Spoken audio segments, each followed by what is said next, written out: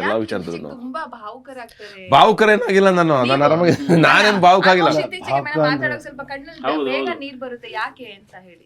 ಅಲ್ಲಲ್ಲ ಏನಿಲ್ಲಪ್ಪ, ನನಗೇನು ಕಣ್ಣ ನೀರು ಬರ್ತಾ ಇಲ್ಲ. ನಾನು ನೀವು ಈ ಯಶೋಧ ಬಿಡ್ತಾ ಇಲ್ಲ ಈಗ. ಒಟ್ಟಿನಲ್ಲಿ ಕಣ್ಣ ನೀರು ಯೂಶುವಲಿ ಸ್ವಲ್ಪ ದುಃಖ ಆಗುತ್ತೆ ಯಾಕೆ. ಅಲ್ಲ ದುಃಖ ಏನಿಲ್ಲ ನನಗೆ. Actually I am very happy. ಅಂದರೆ ಖುಷಿ ಆದಾಗ ಒಂದು ಸಂತೋಷ ಆದಾಗ ಒಂದು ಕಣ್ಣಲ್ಲಿ ನೀರು ಬರುತ್ತಲ್ವ, ಆ ಥರ ಸಂತೋಷ. ಒಳ್ಳೆ ಸ್ನೇಹಿತರು ಸಿಕ್ತಾಗ, ಒಳ್ಳೆ ಬದುಕು ಸಿಕ್ತಾಗ, ಒಳ್ಳೆ ಜನ ಸಿಕ್ತಾಗ, ಒಳ್ಳೆ ಪ್ರೊಡಕ್ಷನ್ ಆದಾಗ, ಈಗ ಒಳ್ಳೆ ನಮ್ಮ ನಿರ್ಮಾಪಕರಾಗ್ಬೋದು, ಒಳ್ಳೆ ಸಿನಿಮಾ ಆದಾಗ ವಿ ಆರ್ ವೆರಿ ಹ್ಯಾಪಿ. ಬೇಡ ಸಾಕು, ನಿರ್ಮಾಪಕರ ಬಗ್ಗೆ ಮಾತಾಡ್ಕೊಬಿಡಿ. ಬಿಡ ಆ ಥರ ಎಲ್ಲ ಮಾತಾಡಕ್ಕೆ ಹೋಗ್ಬೇಡ. ನಾವು ಇಷ್ಟೊತ್ತರೆಗೂ ಮಾತಾಡಿದೆ ನಿರ್ಮಾಪಕರ ಬಗ್ಗೆ. ನಾವು ಇಷ್ಟೆಲ್ಲ ಆಗೋದಕ್ಕೆ ಕಾರಣ ಅವರೇ.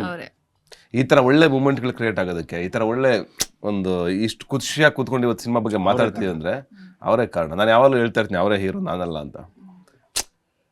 ಅವ್ರು ನಿಂತ್ಕೊಂಡು ಅಂದರೆ ಈ ಸಿನಿಮಾನ ಕನ್ಸ್ಕೊಂಡು ಇಷ್ಟು ಚೆನ್ನಾಗಿ ಮಾಡಬೇಕು ಅಂತ ಪ್ಯಾಷನೇಟಾಗಿ ಮಾಡೋದಾಯ್ತಲ್ಲ ಒಂದು ಸಿನಿಮಾನ, ಏನೂ ತೊಂದರೆ ಕೊಡ್ದಂಗೆ, ಏನೂ ತೊಂದರೆ ಇಲ್ದಂಗೆ, ಅದೇ ದೊಡ್ಡ ವಿಷಯ. ಅಂದರೆ ಎಲ್ಲ ತಂಡಗಳಲ್ಲೂ ಸಮಸ್ಯೆಗಳಿರ್ತವೆ, ಎಲ್ಲ ಸಿನಿಮಾಗಳಲ್ಲೂ ಪ್ರಾಬ್ಲಮ್ಗಳಿರ್ತವೆ. ಬಟ್ ಆದರೆ ಅದನ್ನೆಲ್ಲ ಮೀರಿ ಸಿನಿಮಾ ತೊಗೊಂಡೋಗಿ ಇಷ್ಟು ಜನರನ್ನು ತೊಗೊಂಡು ಇದು ದೊಡ್ಡ ಸಿನಿಮಾ. ಇದರಲ್ಲಿ ನೀವು ಅಬ್ಸರ್ವ್ ಮಾಡಿದ್ರೆ ಏನು ಎಷ್ಟು ಜನ ಆರ್ಟಿಸ್ಟ್ಗಳಿದ್ದಾರೆ, ಅಷ್ಟು ಜನರನ್ನೆಲ್ಲ ಕರ್ಕೊಂಡು ನಿಭಾಯಿಸ್ಕೊಂಡು ಸಾವಿರಾರು ಜನ ಕೆಲಸ ಮಾಡಿದ್ದಾರೆ ಈ ಸಿನಿಮಾಗೆ. ಅಷ್ಟು ದೊಡ್ಡ ಸೆಟ್ಗಳಾಗಲಿ, ಅಷ್ಟು ದೊಡ್ಡ ಟೆಕ್ನಿಷಿಯನ್ಸ್ ಆಗಲಿ, ಎಲ್ಲರನ್ನೂ ಹಾಕೊಂಡು ಸಿನಿಮಾ ಮಾಡೋದಾಯ್ತಲ್ಲ, ಅದು ದೊಡ್ಡ ವಿಷಯ. ಹೌದು, ಅದೊಂದು ನಂಬಿಕೆ, ನಮ್ಮ ಮೇಲೆ ಇಟ್ಟಿರುವಂಥ ನಂಬಿಕೆ, ಪ್ರೀತಿ. ಅದಕ್ಕೆ ನಾವು ಪ್ರತಿಯಾಗಿ ಏನು ಕೊಡ್ಬೋದು, ನಾವು ಒಳ್ಳೆ ಸಿನಿಮಾ ಮಾಡ್ಬೋದು, ಚೆನ್ನಾಗಿ ಅವ್ರನ್ನ ನಡ್ಸ್ಕೋಬೋದು. ಆ್ಯಂಡ್ ಆ ಸಿನಿಮಾ ಗೆಲ್ಲೋದ್ರ ಮುಖಾಂತರ ಒಳ್ಳೇದಾದರೆ ಅವ್ರಿಗೆ ವಿ ಆರ್ ವೆರಿ ಹ್ಯಾಪಿ. ನಮಗೆ ದುಡ್ಡು ಬರೋದು ಬೇಡ. ಫಸ್ಟ್ ಅವ್ರ ಜೇಬ್ ಚೆನ್ನಾಗಾದರೆ ಇನ್ನೊಂದು 10 ಸಿನಿಮಾ ಮಾಡ್ತಾರೆ, ಇನ್ನೊಂದು 100 ಸಿನಿಮಾಗಳು ಮಾಡ್ತಾರೆ, ಇಂಡಸ್ಟ್ರಿ ಬೆಳೀತಿದೆ. ಇದು ಪ್ರತಿಯೊಬ್ಬ ನಿರ್ಮಾಪಕರಲ್ಲೂ ನಾವು ಕಾಣೋ ಕನಸು.